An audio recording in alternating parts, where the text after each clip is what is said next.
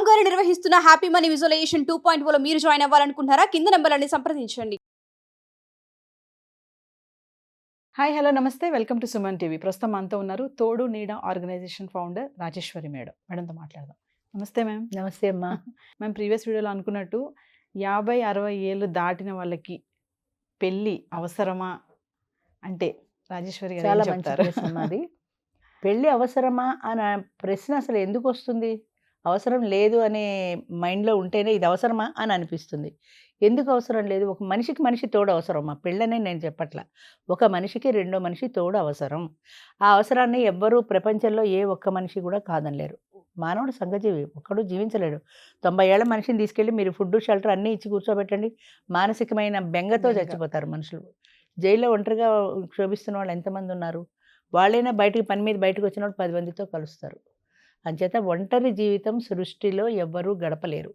మనిషికి మనిషి తోడు అవసరం అన్నప్పుడు పర్మనెంట్ తోడు ఎవరు ఉంటారు? అన్నదమ్ములు ఉండరు, అక్క చెల్లెళ్ళు ఉండరు, పుట్టిన పిల్లలు ఉండరు, స్నేహితులు ఉండరు. ఎవరుంటారు? జీవితకాలము ఉండేటువంటి తోడు రిలేషన్ అన్నది భార్యాభర్తలకి మాత్రమే ఉంది. కాబట్టి మనిషికి మనిషి తోడు ఖచ్చితంగా అవసరం. ఆ తోడు అనేది భార్యకి భర్తకి మాత్రమే ఉంది కాబట్టి భార్యాభర్తల బంధం కూడా ఖచ్చితంగా అవసరం. తోడు లేని జీవితం లేదమ్మా. అంటే తోడు అనేది మేడం ఎలాంటి తోడు అంటారు? అంటే ఇప్పుడు 50 ఆ ఏజ్లో పెళ్ళి అనేది దేనికి కారణం తీస్తుంది? ఇప్పుడు మనం మామూలుగా చూసుకుంటే ఇప్పుడు మ్యారేజ్ అనేది మనం సెక్షువల్గా చూస్తాము, అవును, ఇలా చూస్తాం. మరి ఆ అవును. ఏజ్లో మ్యారేజ్ అనేది మీరు అన్నట్టుగా మనం ప్రీవియస్ అనుకున్నాం, పిల్లలు అన్న అవుతారు, ఈ అవును. ఏజ్లో పెళ్ళి ఏంటి, ఇప్పుడు నీకు అవును. పెళ్ళి అవసరమా, అవును, ఏజ్లో నీకు అనేది. మరి అవును. అసలు అంటే ఆ ఏజ్లో మ్యారేజ్ అంటే తోడు అంటున్నారు. అవును. ఎలా చూసుకోవాలి? ఏ విధంగా దానికి తోడు అంటే? ఈ కార్యక్రమం మొదలుపెట్టినప్పుడు పెళ్ళి ఈ ఆడవాళ్ళతో మాట్లాడితే వాళ్ళు పక్కుమని నవ్వారు నాతో. ఈ వయసులో ఏంటి పెళ్ళి ఏంటమ్మా మనవాళ్ళని ఎత్తేను అంటే, మన మైండ్లో ఎలా ఉందంటే పెళ్ళి అనేది కేవలం సెక్స్ కోసమే, పిల్లల్ని కనడానికే అన్న మైండ్ సెట్లో ఉండిపోయాం మనం. కానీ అది కాదు. పెళ్ళి అనేది ఏంటంటే ఇద్దరు వ్యక్తుల, చెప్పాను కదా, ఒక జీవనయానం, జీవితకాలం కలిసి ఉండడానికి. అట్లా కలిసి ఉండడము, వాళ్ళ వంశాన్ని అభివృద్ధి చేయడం, వంశాన్ని అభివృద్ధి చేయడం కోసం సంతానం. అంచేత ఆ చిన్న వయసులో వాళ్ళు పెళ్లి చేసుకుంటారు, పిల్లల్ని కంటారు. తర్వాత వాళ్ళిద్దరి మధ్యన చిన్న చిన్న విభేదాలు వచ్చినప్పుడు ఆ సంసార జీవితం అనేది ఒక అట్రాక్షన్. కొద్ది రోజులకే, కొద్ది గంటలకో మళ్ళీ వాళ్ళిద్దరు కలిసిపోతారు. ఎందుకంటే వాళ్ళిద్దరి మధ్యన ఒక కామన్ ఫ్యాక్టర్ అనేది ఉంది కాబట్టి. 10 సంవత్సరాలు, 15 సంవత్సరాలు, 25 సంవత్సరాలు కలిసి జీవించిన తర్వాత ఒక ఎమోషనల్ రిలేషన్ అనేది ఏర్పడుతుంది. మన పక్కవాటాలో 10 సంవత్సరాలు మనతో కలిసి ఉన్నారనుకో, వాళ్ళు ఇల్లు ఖాళీ చేసి వెళ్ళిపోతుంటే మనకు కొంచెం బాధ అనిపిస్తుంది. ఎంచేత 10 సంవత్సరాలు మనతో ఫ్రెండ్లీగా ఉన్నారు కాబట్టి. అలాగే ఒకే ఇంట్లో రాత్రి పగలు కలిసి జీవిస్తూ ఇద్దరు ఫ్రెండ్స్ అమ్మా. చెప్పాలంటే పెళ్ళి అనేది ఒక సోషల్ యాక్సెప్టెన్స్. సంఘం వాళ్ళిద్దరూ స్త్రీ పురుషులు కలిసి జీవించవచ్చు అని ఒక సంఘం వాళ్ళకు ఒక ముద్ర వేసింది, వాళ్ళు తప్పు చేయటం లేదు అని. అలాంటిది డే అండ్ నైట్ ఒకే ఇంట్లో కలిసి రాత్రి పగలు ఉన్నప్పుడు 10-15 ఏళ్ళు కలిసి జీవించిన తర్వాత వాళ్ళ మధ్యలో ఒక ఫ్రెండ్లీ అట్మాస్ఫియర్ ఉండదా? ఒక ఎమోషనల్ రిలేషన్ ఉండదా? ఆమెకి బాగాలేదంటే అయ్యో ఎందుకు బాగాలేదని ఆయన బాధపడ్డా, ఆయనకి బాగాలేదంటే ఆవిడ శోకాలు పెట్టదా? ఇదంతా ఎక్కడి నుంచి వస్తుంది? ఇద్దరూ కలిసి జీవించడంలో వస్తుంది. ఆ ఇద్దరు కలిసి జీవించటం వల్ల అది వాళ్ళ మధ్యన ఉండేటువంటి ఆ ఎమోషనల్ రిలేషన్ వాళ్ళని కడదాకా జీవించేలాగా చేస్తుంది. తోడు అనేది ఖచ్చితంగా ఇద్దరు మగవాళ్ళు ఉండొచ్చు, ఇద్దరు ఆడాళ్ళు ఉండొచ్చు తోడుగా. కానీ ఆడ మగకి ఎందుకు ప్రిఫరెన్స్ ఇస్తున్నారు? మా తోడు నీడలో ఇది ఒక పెళ్ళి ఒకటే కాదు, పెళ్ళికి ఇంపార్టెన్స్ మీ మీడియా వాళ్ళే ఇచ్చారు.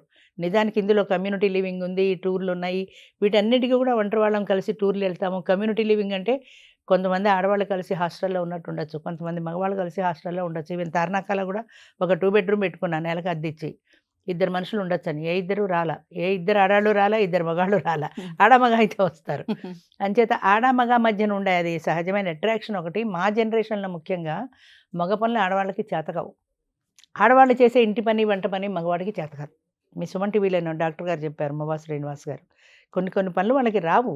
ఆ ఇంటి పని వంట పని, ఈ చీపురుచుకొని ఊడ్చుకోవడం, ఇలాంటి పనులు వాళ్ళకి చేతకావు. ఇవి ఆడది మాత్రమే చేయగలుగుతుంది. అంచేత ఒక ఆడదాని అవసరం మగవాడికి ఖచ్చితంగా ఉంది. అదేవిధంగా మా జనరేషన్లో ఆడది ఏదైనా వస్తే రోడ్డు మీదకి వెళ్ళి ఓ బ్యాంక్కి వెళ్ళి చెక్ తీసుకోవడమో, క్యాష్ తీసుకోవడమో, బయటికి వెళ్ళడం, టికెట్లు బుక్ చేయడం, ఫ్లైట్ టికెట్లు, ట్రైన్ టికెట్లు, ఈ బుకింగ్స్ ఇవన్నీ రావు ఆడదానికి, అవి మగవాడే చేయాలి. అంచేత దాన్ని ఏమనాలంటే వర్క్ ఇద్దరు విభజించుకున్నారు అనుకుంటా నేను. బయట పనులు మగవాడు చేస్తాడు, ఇంటి పనులు ఆడది చేస్తుంది. ఇద్దరు కలిసి మొత్తం మీద కలిసి ఉంటున్నారు, బయట పనులు ఇంటి పనులు కలిపి చేసుకుంటున్నారు. అందులో ఒక సాన్నిహిత్యం ఉంది, ఒక సాంగత్యం ఉంది, ఒకరికొకరు సపోర్ట్ ఉంది, వాళ్ళు నాకున్నారన్న భరోసా ఉంది. వీటిన్నింటి వల్ల పీస్ఫుల్గా వాళ్ళు లీడ్ చేయగలుగుతున్నారు. అంచేత ఖచ్చితంగా ఇద్దరు మనుషులకైతే అవసరం. తోడు అవసరమా, భార్య అవసరమా, భర్త అవసరమా అంటలా, ఇద్దరు మనుషులకు ఒకళ్ళకొకళ్ళు తోడుగా ఉండడం అవసరం. అర్ధరాత్రి హార్ట్ అటాక్ వస్తే మొన్న నాకు హార్ట్ అటాక్ వచ్చింది రాత్రి 12కి. ఎవరు లేకుండా సింగిల్గా ఉంటే ఏమైపోతుంది, నేను ఎప్పుడో టబా కట్టేద్దాం. ఇవాళ మీ ముందు నుంచునే దాన్ని కాదు నేను. అంచేత ఒక మనిషికి ఒక మనిషి ఉంటేనే in any emergency they will attend. అంచేత అది ఎవ్వరు కాదనిలేండి నిజం. మనిషికి మనిషి తోడు ఖచ్చితంగా అవసరం. అది ఆడ మగాది అనేది వాళ్ళ ఇష్టం. అది ఇప్పుడు మ్యారేజ్ అనే కాన్సెప్ట్ చూసుకుంటే తోడు నీడ ఆర్గనైజేషన్లో స్వయంవరం, అవును పెళ్లి చూపులు అనే ఒక కాన్సెప్ట్ అయితే ఉంది కదా మేడం. అవును అవును అంటే ఆ స్వయంవరం అనేది ఎలా మేడం? అంటే 50, నిజంగానే 60 ఏజ్ లో అవును. స్వయంవరం అంటే ఎలా సెలెక్షన్ ఎలా ఉంటుంది? అది అసలు ఏం మనం మాట్లాడుకుంటారు? సీతారాముల కథలో రామాయణంలో వింటాం చూడండి. సీతాదేవికి స్వయంవరంకి రాజులందరూ ఇచ్చేస్తారు. ఒక్కొక్క రాజు గురించి వాళ్ళు పరిచయం చేస్తుంటారు. చెలికత్తెలు వచ్చి సీతాదేవి వరమాలు తీసుకుని పెడుతుంది. సీతాదేవే కదా రాజకుమార్తెలందరూ ఆ రోజుల్లో. అవును. ఒక్కొక్కళ్ళ దగ్గరికే వెళ్ళినప్పుడు ఆవిడకి నచ్చిన వ్యక్తి మెడలో ఆ వరమాల వేస్తుంది. అదేవిధంగా స్వయంవర వేదికనే అంటాం. పరిచయ వేదికని యాక్చువల్గా అది స్వయంవర వేదిక. ఈ స్వయంవరానికి పెళ్లి చేసుకోవాలనుకున్న స్త్రీలు, పెళ్లి చేసుకోవాలనుకున్న పురుషులు అందరూ వస్తారు. మీటింగ్ స్టార్ట్ చేసిన తర్వాత ఫస్ట్ ఏంటంటే పరిచయాలు. అంటే ప్రతి వ్యక్తి స్టేజ్ దగ్గరికి వచ్చి, ప్రతి పురుషుడు ప్రతి స్త్రీ స్టేజ్ దగ్గరికి రావాలి. తన ఊరు, పేరు, క్యాస్టు, వయసు, తనకి ఎలాంటి పార్ట్నర్ కావాలి, ఈ 5 పాయింట్లు ఖచ్చితంగా ప్రతి ఒక్కళ్ళు చెప్పాలి. అందరికీ టోకెన్స్ ఇస్తాం, పేపర్స్ ఇస్తాం. అందులో ఆ చెప్పిన వ్యక్తి మీ రిక్వైర్మెంట్కి సూటబుల్గా ఉందంటే ఆ టోకెన్ నెంబరో ఆవిడ పేరో వీళ్ళు పేపర్ మీద నోట్ చేసుకుంటారు. అలాగే ఓ 50 మంది ఆడవాళ్ళు వచ్చారనుకోండి, 50 మంది పరిచయం చేసుకున్నప్పుడు వీళ్ళకి 2 ముగ్గురు నచ్చితే ఆ 2 ముగ్గురు పేర్లు రాసుకుంటారు. అలాగే మగవాళ్ళందరూ కూడా వాళ్ళ ఊరు, పేరు, క్యాస్టు, వయసు, వాళ్ళకి ఎలాంటి పార్ట్నర్ కావాలి, అంటే సర్వీస్లో వాళ్ళు కావాలా, రిటైర్డ్ కావాలా, ఇంట్లో ఉండి వండి పెట్టేది కావాలా, వాళ్ళకి పిల్లలు ఉన్నారా, పిల్లల్ని చూసుకోవాలా, ఇవన్నీ చెప్తారు. అలాగ నచ్చిన మగవాళ్ళ గురించి ఆడవాళ్ళు రాసుకుంటారు.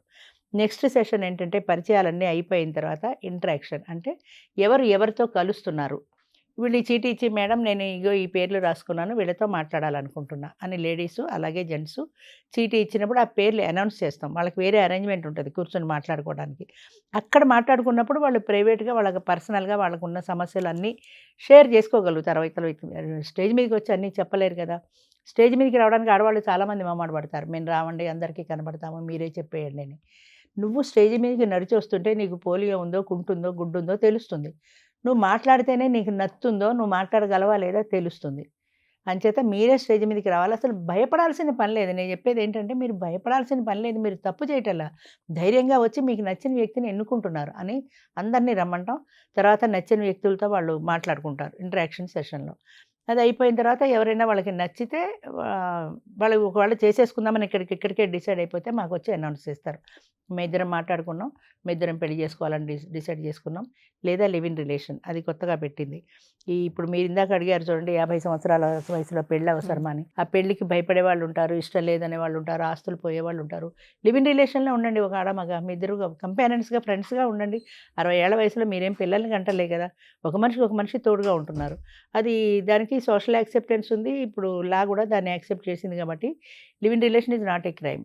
సో మీరిద్దరు లివ్ ఇన్ రిలేషన్లో కూడా కలిసి ఉండొచ్చు. అంచేత మనిషికి మనిషి తోడు అన్నదే ప్రధానమైన అంశం.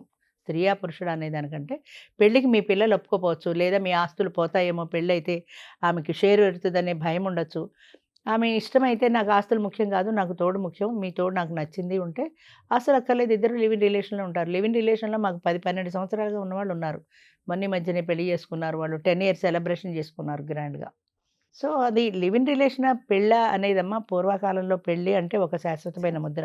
ఈ రోజులో ఇప్పుడు పెళ్లి చేసుకుని నెక్స్ట్ ఫస్ట్ యానివర్సరీ లేకుండా డైవర్స్ ఇచ్చుకుంటున్నారు. అంచేత మనసులకు కలిసినప్పుడు ఇద్దరము ఒకళ్ళకొకళ్ళు కలిసి ఉందాము అనుకున్నప్పుడు ఈ మంగళసూత్రం అనేది ముఖ్యమే కాదని నేను అన్నాను. కానీ దీనికి ఆ సోషల్ యాక్సెప్టెన్స్ ఎంతమంది సొసైటీలో వీళ్ళిద్దరూ కలిసి ఉండాలని పోరాటం చేస్తున్నారు, ఎవరి గోల వాళ్ళదే. అంచేత కలిసి ఉండాలనే భావన మీలో ఉన్నప్పుడు ఎన్నాళ్ళైనా మీరు కలిసి ఉండొచ్చు. పెళ్ళి అయిందా లేదా అనేది that is a different matter. మీరు పెళ్ళి అయినా కూడా కలిసి ఉండలేకపోతే విడాకులు తీసేసుకోవచ్చు, అంతే కదా. అంచేత లివ్ ఇన్ రిలేషన్ అనే దాంట్లో కూడా మీరు ఎన్నాళ్ళు కలిసి ఉండాలంటే అన్నాళ్ళు కలిసి ఉండొచ్చు. మనకి వద్దు అనుకున్నప్పుడు ఇద్దరు కూడా విడాకులు అక్కర్లేకుండా మన ఇద్దరం వెళ్ళిపోదాం అనుకొని తలాక్ చెప్పుకొని విడిపోవచ్చు. ఆ ఫెసిలిటీ ఉంది లివ్ ఇన్ రిలేషన్లో. అంటే మేడం సెకండ్ ఇన్నింగ్స్లో కూడా ఈ లివింగ్ రిలేషన్షిప్ అనేది యంగ్ జనరేషన్లో కంటే దీంట్లోనే ఇప్పుడు మామూలుగా చూసుకుంటే నౌడేస్ లివింగ్ రిలేషన్షిప్ అనేది బాగా ట్రెండీ అయిపోయింది. యంగ్ జనరేషన్కి బాగా అయిపోయింది అది. నిజానికి యంగ్ జనరేషన్లో ఒక రిస్క్ ఉంది. ఉంది. ఆ యంగ్ జనరేషన్‌లో వాళ్ళకి పిల్లలు పుడితే వీళ్ళకి ప్రాపర్టీ రైట్ ఉందా లేదా అనే ప్రాబ్లము, మళ్ళా కోర్టుకెక్కడం, లివ్ ఇన్ రిలేషన్‌లో పుట్టిన పిల్లలకి కూడా ప్రాపర్టీ రైట్ ఉందని వాళ్ళు చెప్పడం ఈ తెల్లవి. మాకు ఆ ప్రాబ్లమ్ లేదు. పిల్లలు పుడతారన్న ప్రాబ్లమే లేదు 50 ఏళ్ళు దాటిన తర్వాత. అంచేత వాళ్ళిద్దరూ కలిసి ఉండగలరా లేదా అన్నదే ముఖ్యం. వాళ్ళిద్దరూ కలిసి ఉండగలిగినాడు, హ్యాపీగా ఎన్నేళ్ళైనా కలిసి ఉండొచ్చు. వాళ్ళిద్దరూ వద్దనుకున్నాడు, సంవత్సరం తిరగకుండానే విడిపోవచ్చు. అయితే అది ఇద్దరికీ ఇష్టమై ఉండాలి. ఇష్టమైండాలి. ఒకరి ఇష్టంతో పనిచేయదు. ఏదో తలాక నేను 3 సార్లు చెప్పేసాను వెళ్ళిపో అన్నట్టు వెళ్ళిపోతే కుదరదు. దానికి కూడా గవర్నమెంట్ కొన్ని వెసులుబాటు ఇచ్చింది. అంటే చాలామంది మగవాళ్ళు ఏం చేస్తున్నారంటే యూజ్ అండ్ త్రో లాగా 2 ఏళ్ళు 3 ఏళ్ళు ఒక అమ్మాయితో ఉండడం, దీని మీద మోజు తీరిపోయింది అనగానే లివ్ ఇన్ రిలేషన్ కదా నువ్వు పో అని ఎత్తిన జంగేయడం, మళ్ళీ ఇంకో అమ్మాయితో ఇలాంటి మిస్యూజ్ అవుతోంది. అది ప్రభుత్వం ఎప్పుడు కూడా ఒక చట్టం చేస్తారు, ఏది ప్రజల శ్రేయస్సును దృష్టిలో పెట్టుకొని. అది ప్రజల శ్రేయస్సు కంటే కూడా అపకారం ఎక్కువ జరుగుతుంది అన్నప్పుడు మళ్ళీ దాంట్లో ఏదో ఒక అమెండ్మెంట్ తీసుకొస్తారు. ఇప్పుడు లివ్ ఇన్ రిలేషన్లో 2005 డొమెస్టిక్ వైలెన్స్ యాక్ట్ పెట్టారు. డొమెస్టిక్ వైలెన్స్ కింద ఆమె కేసు పెట్టుకోవచ్చు. అది ప్రూవ్ అయితే వాడి నుంచి మెయింటెనెన్స్ తీసుకోవచ్చు. మామూలుగా డైవర్స్ అయితే తప్ప మెయింటెనెన్స్ లేదు. ఇప్పుడు ఇవి లివ్ ఇన్ రిలేషన్లో కూడా డొమెస్టిక్ వైలెన్స్లో మెయింటెనెన్స్ తీసుకోవచ్చు. అలాంటి వెసులుబాటు కూడా చట్టం కల్పిస్తోంది. సో 50-60 ఇయర్స్లో కూడా ఆ ఏజ్లో కూడా మ్యారేజ్కి కొన్ని కారణాలు అయితే చాలా చెప్పారు. అవును, లివింగ్ రిలేషన్షిప్ అనేది కూడా అవును, ఇప్పుడు జనరేషన్కి కాకుండా ప్రెసెంట్ ఇప్పుడు చూసుకుంటే ఈ ఏజ్లో వాళ్ళకి లివింగ్ రిలేషన్షిప్ అనేది అవును. It's very good response. అవును, నిజం కూడా. Thank you ma'am. Thank you అమ్మా. సుమన్ టీవీలో మీ పర్సనల్ అండ్ బిజినెస్ ప్రమోషన్స్ కోసం కింది నెంబర్కి కాంటాక్ట్ చేయండి.